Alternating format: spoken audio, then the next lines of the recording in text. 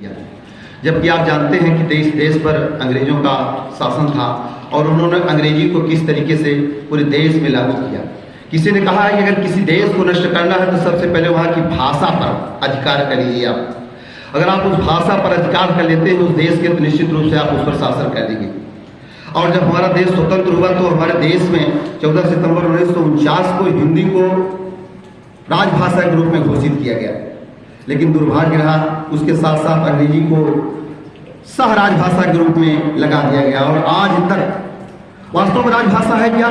जब देश का संविधान किसी भी भाषा को प्रशासन की भाषा घोषित करता है तो राजभाषा कहलाती है, और उस देश के समस्त क्रियाकलाप उसी भाषा में होते हों और उसी में उसके संचालित होते हों, तभी वो राजभाषा कहलाती है। 14 सितंबर 1949 को भारतीय संविधान अनुच्छेद 341 में 1 में भारत में हिंदी को राजभाषा के रूप में घोषित किया गया, किंतु दुर्भाग्य रहा कि आज भी आप स्वयं अनुभूत करते होंगे कि सारे क्रियाकलाप अंग्रेजी में हो रहे हैं। उसका कारण क्या है? भारत आपका एक विशाल देश है, उत्तर से लेकर दक्षिण तक।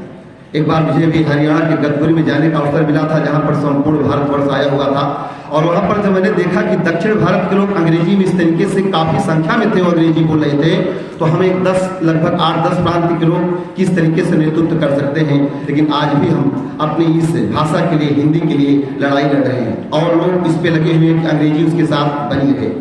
बहुत कुछ बोलना है, लेकिन अभी मेरे साथ आप जानते हैं कि हिंदी के 4 मूर्धन्य विद्वान बैठे हुए हैं, उसमें से मैं अब आमंत्रित करना चाहता हूं अपने विद्वान आचार्य श्रीमान कृष्णदेव सिंह जी को कि आएं और अपने विचार को प्रस्तुत करें आज 14 सितंबर के दिवस पर।